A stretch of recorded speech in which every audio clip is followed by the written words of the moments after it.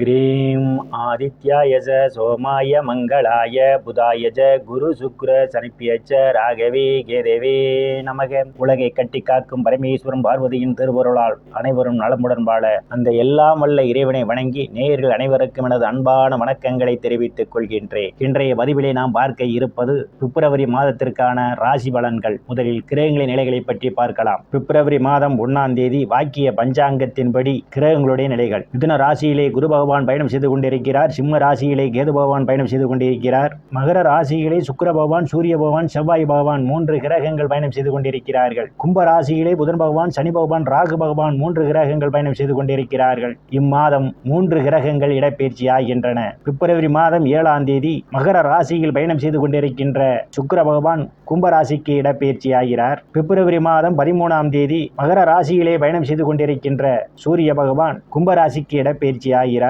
பிப்ரவரி மாதம் 21ஆம் தேதி மகர ராசியிலே பயணம் செய்து கொண்டிருக்கின்ற செவ்வாய் பகவான் கும்பராசிக்கு இடப்பெயர்ச்சி ஆகிறார். நான் கூறக்கூடிய பலன்கள் அனைத்தும் வாக்கிய பஞ்சாங்கத்தின்படி கோச்சார ரீதியான உலக மக்கள் அனைவருக்குமான பொது பலன்கள். உங்களுடைய சுய சாதகத்தில் கிரகங்கள் இருந்த நிலைமையும் தற்போது நடக்கக்கூடிய தசாபுத்தியும் கணக்கில் எடுத்துக்கொண்டு பலன்கள் எடுக்கும் போதுதான் துல்லியமான பலன்களை எடுக்க முடியும். உங்களுக்கு துல்லியமான பலன்கள் நீங்கள் தெரிந்து கொள்ள விரும்பினால் உங்களுடைய பெயர், பிறந்த தேதி, பிறந்த நேரம், பிறந்த ஊர் ஆகியவற்றை எனது வாட்ஸ்அப் எண்ணிற்கு அனுப்பி வைத்து பலன்களை தெரிந்து கொள்ளலாம். உரிய கட்டணம் செலுத்தி வாருங்கள் ராசிக்குள் போகலாம். ராசியில எந்தவித கிரகங்களும் இல்லை. ராசியை சனி பகவான் பார்வையிடுவதால் உங்கள் செயல்பாடுகளில் வேகம் குறைந்திருக்கும். எந்த ஒரு செயலையும் இன்று செய்யலாம், நாளை செய்யலாம் என்று தள்ளிப்படுவதற்கான ஒரு சூழல் உண்டு. சோம்பேறித்தனம் தட்டுப்படும். குடும்ப வாக்குஸ்தானத்திலே எந்தவித கிரகங்களும் இல்லை. தனகாரகன் என்று சொல்லக்கூடிய குரு பகவானுடைய பார்வை குடும்ப வாக்குஸ்தானத்திலே விடுவதால் பொருளாதாரம் மேம்படக்கூடிய மாதம் இந்த மாதம். எதிர்பார்த்து கொண்டிருந்த இடங்களில் இருந்தெல்லாம் பணப்பரவுகள் தாராளமாக கிடைக்கும். பேச்சிலே ஒரு தெளிவு இருக்கும். தைரியமாக எதையும் பேசி எளிதில் சாதித்து விடுவீர்கள். உங்களை சுற்றி உள்ளவர்கள் உங்கள் பேச்சுக்கு மதிப்பு மரியாதையும் கொடுப்பார்கள். குடும்ப உறுப்பினர்களே ஒற்றுமை நிலவக்கூடிய மாதம் இந்த மாதம். புதிய ஆடை ஆபரணங்கள்லாம் வாங்குவீர்கள். கண்களில் சிறு சிறு பிரச்சனைகள் வந்து மறைவதற்கான ஒரு சூழலும் உண்டு. சம்பந்தப்பட்ட பிரச்சனைகள் இருந்தால் உடனடியாக மருத்துவரை அணுகுவது மிகவும் நல்லது.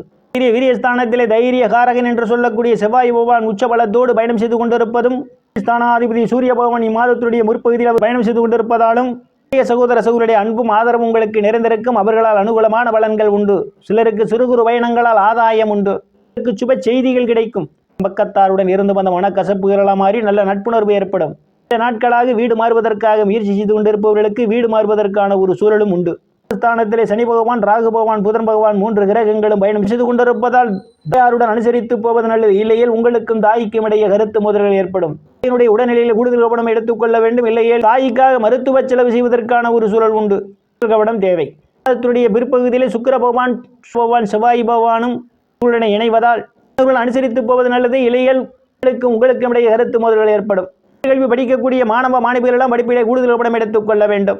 புண்ணிய ஸ்தானத்திலே எந்தவித கிரகங்களும் இல்லை. பூர்வ புண்ணிய ஸ்தானாதிபதி அஷ்டம ஸ்தானத்திலே பயணம் செய்து கொண்டிருப்பதால் உங்களுடன் அனுசரித்து போக வேண்டும்.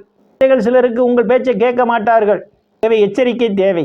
ருணரோக சத்துரு ஸ்தானத்திலே எந்தவித கிரகங்களும் இல்லை. ருணரோக சத்துரு ஸ்தானத்திலே ருணரோக சத்துரு ஸ்தானாதிபதி பகவான் பார்வையிடுவதும் இதனுடைய பார்வையும் ருணரோக சத்துரு ஸ்தானத்திலே விடுவதாலும் பிரச்சனையால் அவதிப்படுவரெல்லாம் கடனில் இருந்து வீழ்வீர்கள்.